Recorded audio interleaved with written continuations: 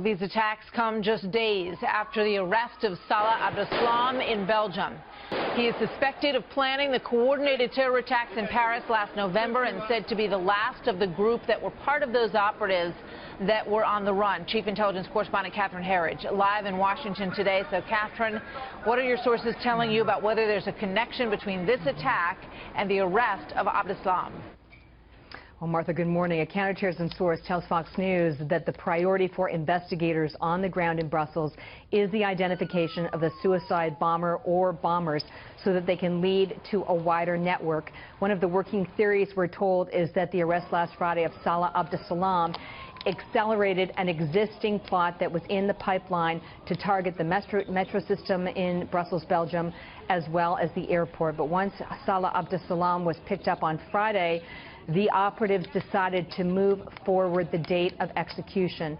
Also this morning, we're told by a counterterrorism source that a credible ISIS account has posted a message that reads in part, "Mosul revenge for Kufr capital Brussels." Kufr is a term used by ISIS and related groups to speak of the non-believers and Western nations.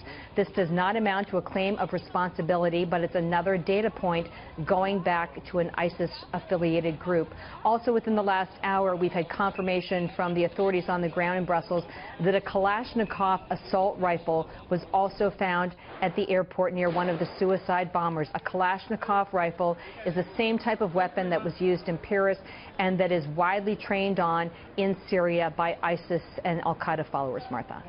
This is sort of the most recent attack that we've seen, that combination of the Kalashnikov rifle on site with the suicide belts in combination. It looks very much like what we saw in Paris, as you have been telling us this morning, Catherine. So in terms of the response here at home, what does U.S. law enforcement do to sort of prepare us for any potential attack here? Well, we've been reporting since very early this morning that the Secretary of Homeland Security, Jay Johnson, has been briefed by his Operations Center. He is fully engaged, as is the FBI and the National Counterterrorism Center. This was the hub for threat analysis that was set up after 9/11. It's kind of the clearinghouse for all of the threat information.